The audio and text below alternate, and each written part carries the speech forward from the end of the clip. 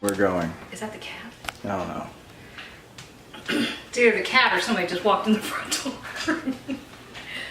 Alright, hey YouTube, today I'm going to show you how to make, what am I making? Marinara sauce. We're making marinara. You can call it just plain spaghetti sauce if you want to, but marinara. Alright, Ricky, watch this because it's going to be fast. This is one of my, and we're making a giant batch. We're doing that because this sauce is the basis for a bunch of other things, and having this stuff in your fridge or stick it in your freezer, it's like money in the bank. I mean, you walk in and boom, you can pull a meal out in no time. The sauce tastes great by itself. You can use it just for spaghetti sauce, or you can transform it into all kinds of other stuff. So you can do stuffed peppers, we're doing that. You can do cabbage rolls, you can do lasagna, you can make a bolognese, which I think I'm about to show you how to do that. So all kinds of things that you can do. So I make a big batch and then I parcel it out into several other things. See? It's great. All right, here's our veggies. This is 4 stalks of celery, 2 big yellow onions. You can use white onions, that's fine too. And that's a carrot that I just ran through the box grater. A lot of spaghetti sauce. Okay, wait a minute. I got about a 1/4 cup of olive oil in here, and I'm on medium, not quite medium heat. So a lot of spaghetti sauce contains sugar, which, okay, my brother makes spaghetti sauce.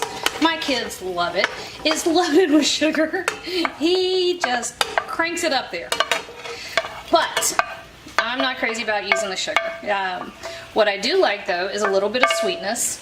That's what the carrot is for. That carrot will cook down and pretty much just disappear. You know, it'll just go away. You won't even know it's in there, but it does give a little bit of sweetness, and it gives a nice brownness to it.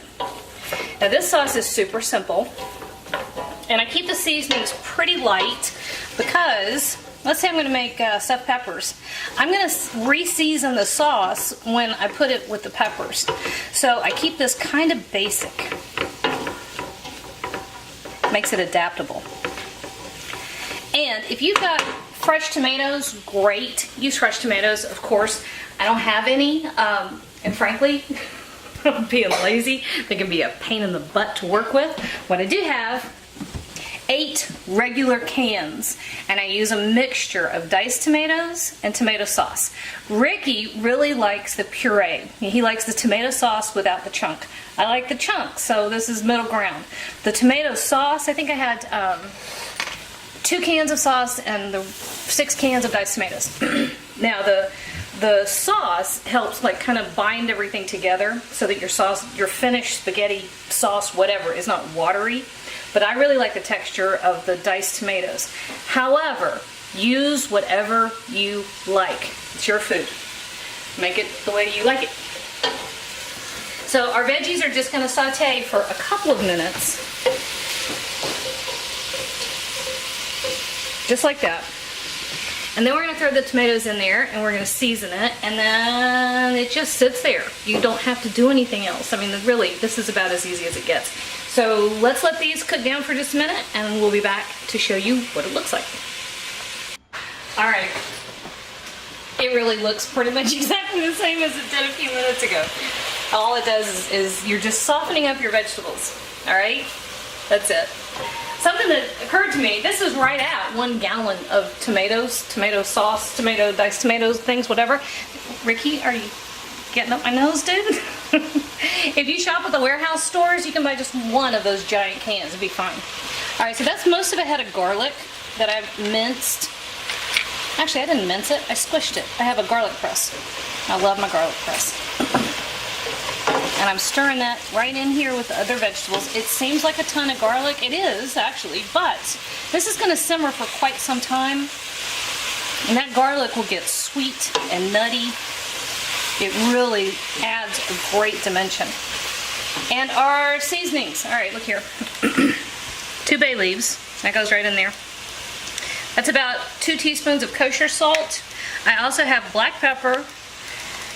And now that I took them out of their containers, I can't tell which is which. That's about a tablespoon of basil, a tablespoon of oregano, and a tablespoon of dried thyme. And then a couple of teaspoons of red pepper flakes. And all of this goes right in here. This will give a nice rounded flavor base.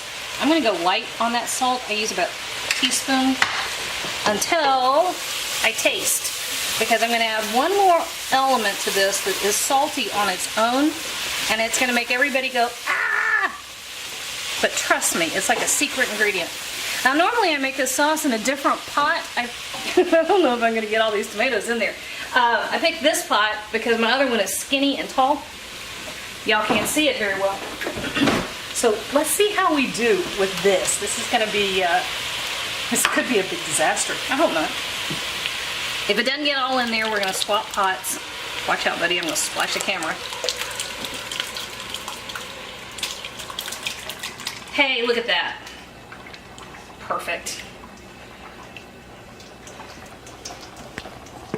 So we're getting all that in there.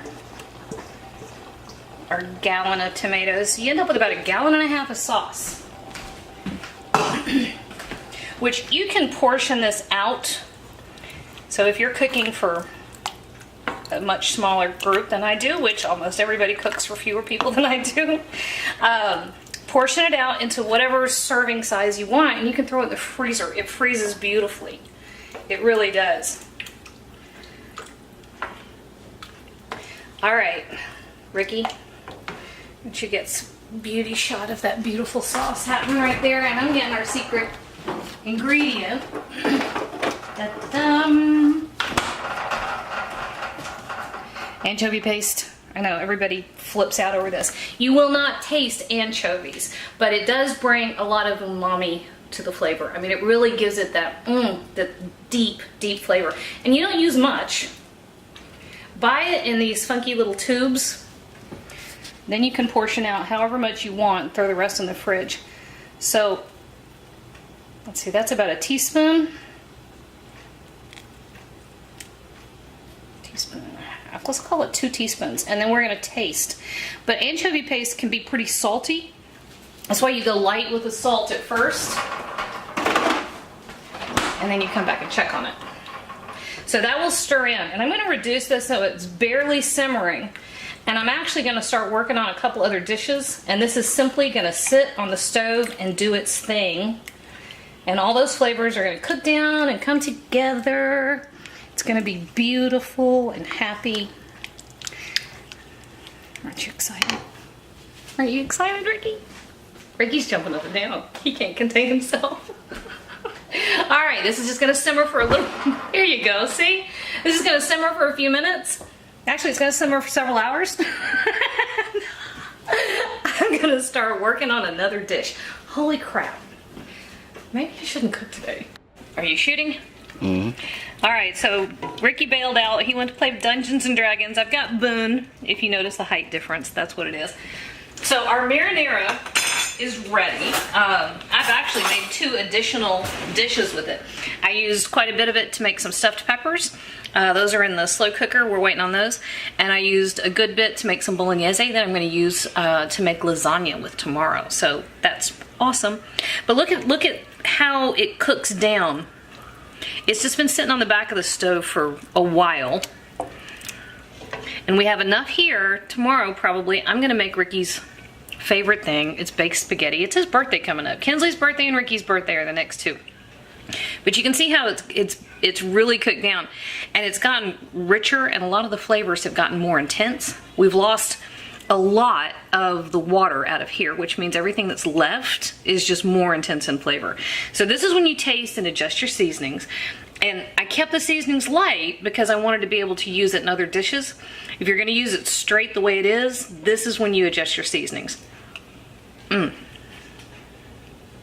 that's good stuff. All right, so there it is, guys.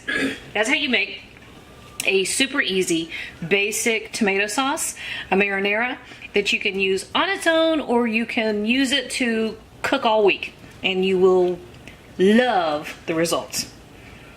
Thanks, Boone. Hey YouTube, thanks for watching, and if you thought that video was helpful, do me a huge favor. Hit like, hit subscribe, hit the little bell so you get a notification whenever I post a new video. And if you have a second, hop on over to Patreon and check out how to support my channel even more. Again, thanks for watching.